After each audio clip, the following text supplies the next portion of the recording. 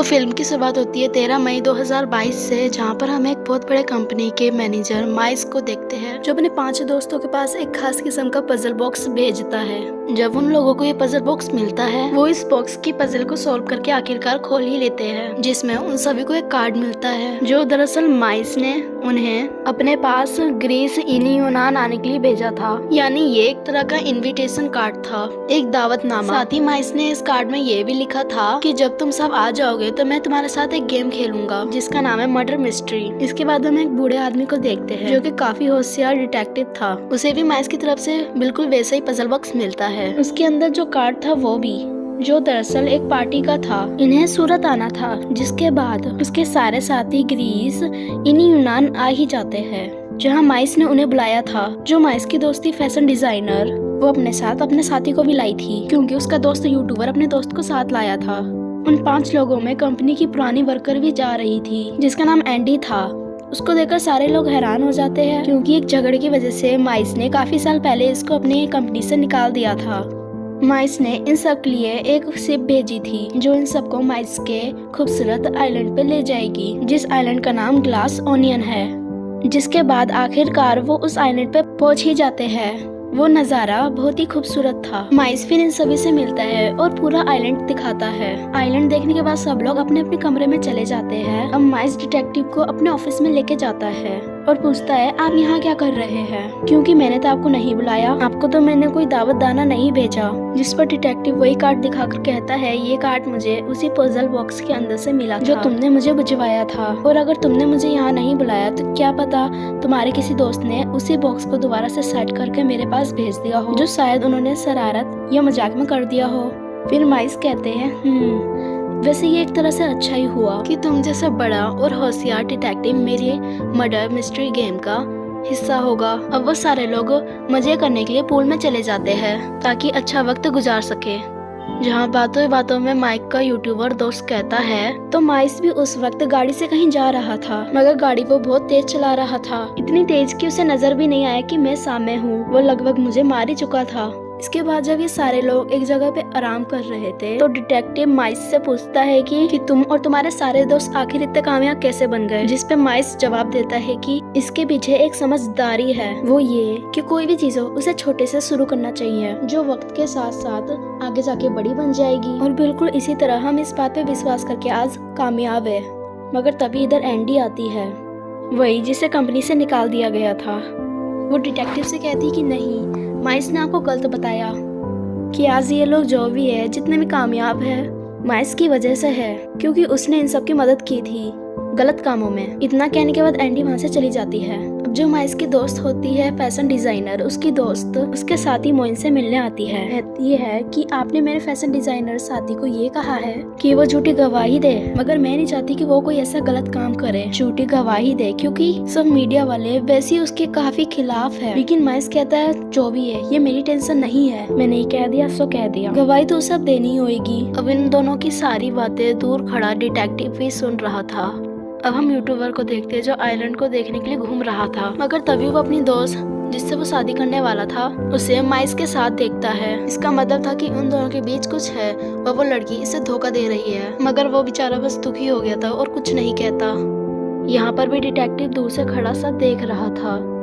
अब माइस ने सबके लिए रात में पार्टी रखी थी, जहाँ पर वो मोनालिसा की पेंटिंग दिखाकर कहता है कि ये मैंने एक म्यूजियम से मंगवाई है। आगे माइस डिटेक्टिव को एक केमिकल का छोटा सा टुकड़ा देता है, जो एक क्रिस्टल जैसा दिख रहा था, मगर उसमें बहुत सारी ताकतें थी, जैसे इसमें फ्यूल भी था और एनर्जी भी, यानी इसे आग भी लग सकती थी और बिजली भी बन सकती थी, मगर इसके इस्तेमाल से खतरा भी था। उसे देते हुए माइक्स कहता है कि मेरे पास इसी तरह के और भी बहुत सारे केमिकल क्रिस्टल्स है, इसलिए अगले हफ्ते में दुनिया के सारे बड़े बड़े लीडर्स को बुलाने वाला हूँ और उन सबको इस केमिकल के बारे में बताऊंगा, और ये भी कि मेरी कंपनी ने इसे खारे पानी की मदद से ढूंढा है। फिर जब ये दुनिया भर में मशहूर हो जाएगा, इसकी मांग बढ़ जाएगी, तो मेरी कंपनी को भी फायदा होगा। क्योंकि इसका बड़ा फायदा ये है कि बिजली देने के साथ साथ बिजली की चीजें भी इससे चल सकती हैं। मगर तभी माइस का एक दोस्त, जो उसकी कंपनी का ही साइंटिस्ट था, वो माइस को रोकते हुए कहता है कि देखो, अभी इसकी जांच पड़ताल पूरी नहीं हुई है। हमारे साइंटिस्ट को इसकी जांच करने के लिए और भी टाइम चाहिए, और अगर ऐसे ही इसका इस्तेमाल किया तो खतरनाक भी हो सकता है। जिस पर माइस उसे कहता है कुछ नहीं होगा, हौसला रखो। शायद तुम ये नहीं जानते कि इस वक्त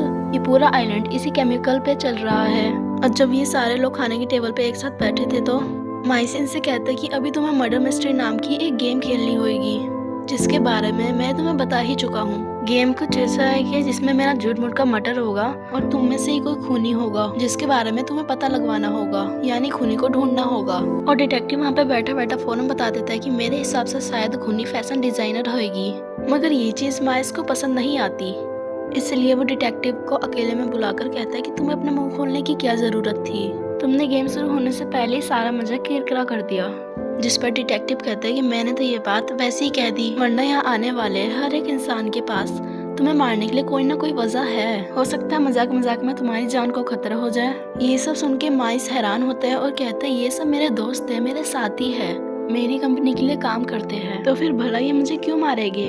जिस पर डिटेक्टिव कहते हैं तो सुनो फिर, तुम्हारा जो साइंटिस्ट है वो तुमसे जरा खुश नहीं है, क्योंकि उसके मना करने के बावजूद भी तुम उस केमिकल पे काम कर रहे हो। और तुम्हारी दूसरी दोस्त जो पॉलिटिशियन है, उसको तुमने धमकी दी थी कि अगर तुमने इस केमिकल के प्रोजेक्ट को पास नहीं किया तो तुम इलेक्शन किसी और को जितवा दोगे। इसके अलावा तुम्हारी दोस्त फैशन डिजाइनर, हालांकि वो नहीं चाहती और न ही उसके साथी चाहती है, मगर फिर भी तुम उनसे मीडिया के सामने झूठ बुलवा रहे हो। यूट्यूबर को ये बात पता चल गई कि तुम्हारे और उसकी दोस्त के बीच में कुछ है और वो उसे धोखा दे रही है तुम्हारे साथ मिलकर। रही बात तुम्हारी और तुम्हारी पुरानी दोस्त एंडी की, तो उसकी तो तुम्हारे साथ पुरानी दुश्मनी है। इसका मतलब है तुम्हारे ये सारे दोस्त किसी न किसी वजह से तुम्हारे दुश्मन भी है। अब माइस डिटेक्टिव को अपने दोस्तों की तस्वीर दिखाता है, जिस तस्वीर के नीचे एक रुमाल भी रखा था, जिस पर पेन की मदद से एक पूरा स्केच बनाया हुआ था, जिसको देखकर वो बताता है कि मेरी कंपनी को शुरू करने का आइडिया मैंने एक बार में बैठकर बनाया था, जिसका नाम ग्लास ओनियन है। इसी के नाम पर मैंने अपने आइलैंड का भी नाम रखा, और फिर वो सारे आइडिया, सारी प्लानिंग को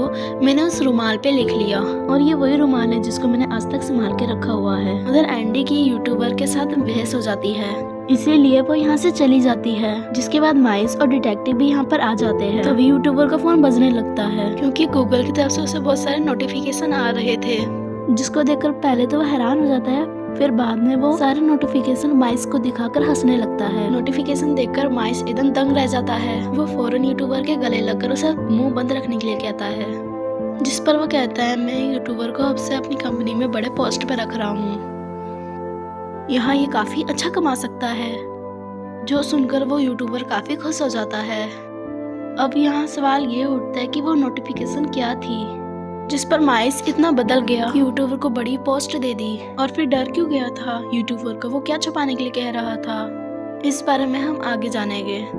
अब यूट्यूबर खुश था, इसलिए वो माइस का दिया हुआ जूस पीने लगता है, मगर तभी देखते ही देखते उसकी सांस अटक जाती है। फौरन मौके पे ही उसकी मौत हो जाती है। अब उसकी अचानक मौत की वजह से सभी बहुत डर जाते हैं, मगर उनका शक एंडी पर जाता है, क्योंकि पार्टी होने से पहले ही वो गायब हो गई थी। माइस की नजर उस ग्लास पर जाती है जिससे यूट्यूबर ने जूस पिया था। वो देखता है ग्लास पे मेरा ही नाम लिखा हुआ है, माइस। ये देखकर माइस कहता है कि खूनी मेरे को मारना चाहता था, मगर वो मारा गया, यानी यूट्यूबर। और हैरानी वाली बात ये थी कि तब तक यूट्यूबर की गन और उसका मोबाइल वहाँ से गायब हो चुका था। और फिर अचानक इस पूरे आइलैंड की लाइट चली जाती है। सब लोग काफी घबरा गए थे, इसलिए उधर इधर भागने लगते हैं। अब तभी डिटेक्टिव बाहर आते हैं, जहाँ पर उन्हें एंडी मिलती है, जिसे वो यूट्यूबर की मौत के बारे में बता देते हैं। ये जानकर वो काफी हैरान और परेशान हो जाती है उसकी अचानक मौत की वजह से, मगर तभी कोई एंडी पर गोली चलाकर उसे भी मार देता है। अब इसी के साथ सीन पास्ट में चला जाता है, जहाँ हम गुजरा हुआ वक्त देखते हैं, जहाँ पर एंडी की जुड़वा बहन डिटेक्टिव के घर आई थी उनसे मिलने, उनसे बात करने। अब यहाँ हमें हैरान कर देने वाली बात पता चलती है कि एंडी की मौत तो एक हफ्ते पहले ही हो चुकी है। कहा जा रहा है कि उसने सुसाइड किया है। एंडी की जुड़वा बहन डिटेक्टिव को कहती है कि मैंने एंडी की डायरी पढ़ी है, जिससे मुझे पता चला है कि उसकी जिंदगी में कोई टेंशन नहीं थी, वो बहुत खुश थी। तो फिर भला वो अपनी जान क्यों लेगी, जबकि सब कुछ तो ठीक था। इसलिए मुझे उसके साथियों और दोस्तों पर शक है। उन्हीं में से किसी ने एंडी को मारा है और बाद में उसके कत्ल को सुसाइड बना दिया। इसलिए आप ये पजल बॉक्स रखिए और कातिल को ढूंढिए, क्योंकि उसके सारे दोस्त वहीं जा रहे हैं माइस के पास। इसके बाद वो बताती है कि सबसे पहले इस कंपनी को शुरू करने का आइडिया मेरी बहन एडी को आया था, ना कि माइस को। उसने फिर अपना सारा प्लान एक रुमाल पे लिख लिया, लेकिन फिर 2 साल के बाद उस केमिकल को लेकर एंडी और माइस के बीच में झगड़ा होने लगा, क्योंकि वो नहीं चाहती थी कि इस केमिकल को इस्तेमाल किया जाए। इसलिए माइस ने कोर्ट में अपने दोस्तों की मदद से झूठी गवाही दी, मगर खुद को साबित करने के लिए सबूत के तौर में एंडी के पास बस वो रुमाल ही था, जो इस केस के दौरान बदकिस्मती से कहीं गायब हो गया। जिसके बाद माइस ने बिल्कुल वैसा ही नकली रुमाल बनाया जैसा एंडी ने बनाया था, और बस इसी वजह से मेरी बहन इस केस को हार गई। मगर फिर एक दिन एंडी को वो असली रुमाल मिल ही गया, जिसकी कॉपी बनाकर और असली रुमाल को एनवेलप लिफाफे में डाल दिया। उसकी तस्वीर बनाई, जिसे उसने माइस के अलावा अपने सारे दोस्तों के पास भेजा, ताकि ये बात साबित हो जाए कि ये आइडिया सबसे पहले एंडी का ही था। मगर फिर अगले ही दिन एंडी की मौत हो गई और वो असली रुमाल भी कहीं गायब हो गया। ये सारी बातें सुनकर डिटेक्टिव समझ जाते हैं कि एंडी के दोस्तों में से कोई उसका खूनी है। इसलिए वो एंडी की बहन को कहते हैं कि मैं उसके कातिल को ढूंढूंगा, मगर तुम भी मेरे साथ माइस के आइलैंड पे चलोगी एंडी बनकर, ताकि तुम वहाँ आए हर एक इंसान की जासूसी कर सको और जासूसी करके जानकारी मुझे ला कर दो। जिसके बाद एंडी की बहन एंडी बनकर उस आइलैंड पर आ गई। जासूसी करते हुए वो साइंटिस्ट और पॉलिटिशियन की बातें सुन लेती है। साइंटिस्ट बताता है कि जब उस केमिकल को इस्तेमाल किया जाता है तो उसमें से जहरीली गैस निकलती है, जो इंसानों के लिए काफी खतरनाक है। जिस पर पॉलिटिशियन कहती है कि मैंने इस केमिकल के प्रोजेक्ट पर मंजूरी नहीं देनी थी, मैं बिल्कुल भी राजी नहीं थी, मगर मैं इसके काफी कहने पर मुझे इस केमिकल को इस्तेमाल करने की मंजूरी देनी पड़ी, क्योंकि अगर ये प्रोजेक्ट रुक गया तो माइस किसी और को ले आएगा मेरी जगह, जिससे मैं बर्बाद हो जाऊंगी।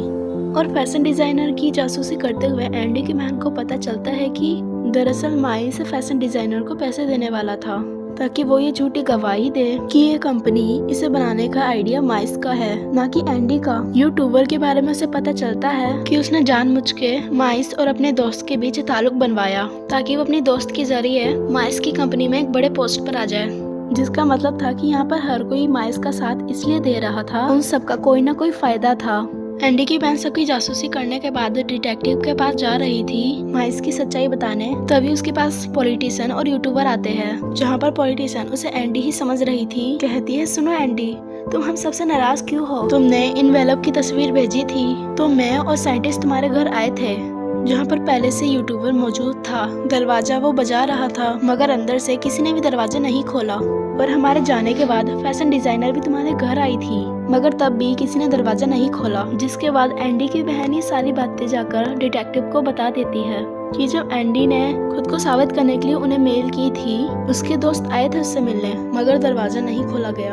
अब ये सुनकर डिटेक्टिव का शक उसके सारे दोस्तों से हट जाता है। अब जब पार्टी में बहस होने के बाद एंडी की बहन पार्टी छोड़कर गई थी तो उसने जाकर सभी के कमरों की तलाशी ली थी, फिर भी उसे वो एनवेलप कहीं नहीं मिला जिसमें रुमाल था। अब ये सारी कहानी तो थी पास्ट की। अब मौजूदा वक्त में हम देखते हैं कि किसी ने एंडी की बहन पर गोली चलाकर उसे भी मार दिया, मगर किस्मत से वो बच गई, क्योंकि वो हमेशा अपने पास एंडी की डायरी रखती थी, जो गोली जाकर उसमें घुस गई।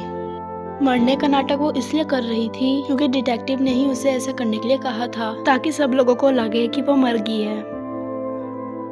अब इस बात का फायदा उठा के एंडी की बहन माइस के कमरे में जाती है, जहाँ तलाशी लेने से तस्वीर के पीछे उसे वो एनवेलप मिल भी जाता है जिसमें असली रुमाल था। जिससे अब ये बात तो साफ हो गई कि एडी को किसी और ने नहीं, माइस ने ही मारा है। अब डिटेक्टिव यहाँ माइस से कहते हैं कि मुझे पता चल गया है कि तुमने ही यूट्यूबर के जूस में पाइनएप्पल जूस मिलाया था, क्योंकि तुम जानते थे कि उसे पाइनएप्पल की एलर्जी है, जिसके पीते ही उसकी मौत हो गई। इतनी ही देर में एंडी की बहन भी वहाँ आ जाती है, जिसके पास वो असली रुमाल भी था। जिसे देखकर डिटेक्टिव कहते हैं कि जब तुम सबको एंडी ने मेल किया था कि कंपनी बनाने का आइडिया मेरा है और उस आइडिया की कॉपी भी भेजी थी, तो तभी वो साइंटिस्ट ने माइस को भी भेज दी थी। उसको पढ़कर माइस को इतना गुस्सा आया कि वो सीधा एंडी के घर चला गया। वहाँ जाकर माइस ने एंडी को मार दिया और फिर वहाँ से रुमाल चुराकर वो फौरन वहाँ से निकल गया। गाड़ी वो काफी तेजी से चला रहा था, जिससे यूट्यूबर भी टकराने वाला था, और ये बात यूट्यूबर ने बताई भी थी जब हम सब पूल के पास थे। और जब यूट्यूबर को गूगल की नोटिफिकेशन आ रही थी तो उसमें उसको पता चल गया था कि एडी की मौत हो गई है। उसका शक भी माइस पर ही गया था, क्योंकि यूट्यूबर ने माइस को एंडी के घर से निकलते हुए देखा था। इसके बाद यूट्यूबर ने माइस को ब्लैकमेल करना शुरू कर दिया कि मैं सबको बता दूंगा कि एडी को तुमने ही मारा है, वरना तुम मुझे अपनी कंपनी में बड़े पोस्ट पर रखो। अब एंडी की बहन माइस को असली रुमाल दिखाती है जिसके नीचे ग्लास ओनियन बार का लोगो था, मतलब ये वहीं का रुमाल था। और कहती है फिर भी मुझे देखकर हैरत नहीं हुई कि मैं एंडी जैसी हूबहू कैसे हूँ। मैं उसकी जुड़वा बहन हूँ और ये बार जिसकी तुम बात कर रहे हो इधर 9 साल पहले ही बंद हो गया है, मगर तुम्हारा रुमाल तो अभी कुछ अरसा पहले ही बना है और उस पर ग्लास ओनियन नाम का कोई लोगो भी नहीं है। तो तुम्हारा रुमाल नकली है और ये असली है। मगर तभी माइस एंडी के इस रुमाल को जला देता है और कहता है कि बेशक तुम्हें मेरे बारे में सब कुछ पता चल गया है, मगर अफसोस तुम्हारे पास मेरे खिलाफ कोई भी सबूत नहीं है कि ये सब मैंने किया या एंडी को मैंने ही मारा है। हालांकि वो सारे लोग माइस की सच्चाई जान गए थे, मगर इसके बावजूद भी वो उसका साथ देने का फैसला करते हैं और उसके खिलाफ गवाही देने से मना करते हैं, क्योंकि माइस के खिलाफ जाने में उनका नुकसान है। इस वजह से अभी एंडी की बहन दुखी हो ही रही थी कि तभी डिटेक्टिव उसे छुपके से बताते हैं कि अगर माइस को बर्बाद करना है तो एक ही तरीका है, यहाँ रखे इसकी कीमती चीजों को तोड़ देते हैं या बर्बाद कर देते हैं, जहाँ बाद में फिर माइस के पास कुछ रहेगा ही नहीं तो उसके दोस्त उसके खिलाफ हो जाएंगे। जाते हुए डिटेक्टिव उसके हाथ में वो केमिकल का छोटा सा टुकड़ा रख देते हैं जो खुद उन्हें माइस ने ही दिया था। इसके बाद एंडी की बहन वहाँ रखी हर एक चीज को तोड़ने लगती है और फिर वहाँ आग भी लगा देती है, मगर ये देखकर अभी भी माइस नॉर्मल था कि कुछ नहीं हुआ, सब ठीक है। फिर एंडी की बहन माइस को वो केमिकल का छोटा सा टुकड़ा दिखाती है। वो देखकर माइस समेत सारे लोग काफी डर जाते हैं क्योंकि ये टुकड़ा फ्यूल और एनर्जी से भरा हुआ है। फिर जैसे वो इस टुकड़े को आग में डालती है वहाँ काफी बड़ा धमाका हो जाता है जिससे वो पूरी जगह जलने लगती है, तहस नहस हो जाती है। बाहर बैठे हुए डिटेक्टिव ये सब देख रहे थे और काफी इंजॉय कर रहे थे माइस की बर्बादी देखकर। अब इससे पहले वो सारे लोग जल जाते, सारे लोग बाहर आ जाते हैं। यहाँ एंडी की बहन माइस को कहती है लूजर, तुम हार गए, तुम्हारे पास कुछ नहीं बचा। उसे बर्बाद देखकर उसके सारे दोस्त भी उसके खिलाफ गवाही देने के लिए मान जाते हैं, यानी कि एंडी और यूट्यूबर को माइस ने ही मारा था, क्योंकि लड़ाई और लालच का इंजाम बुरा ही होता है। और इसी के साथ ये मूवी यहीं पर खत्म हो जाती है।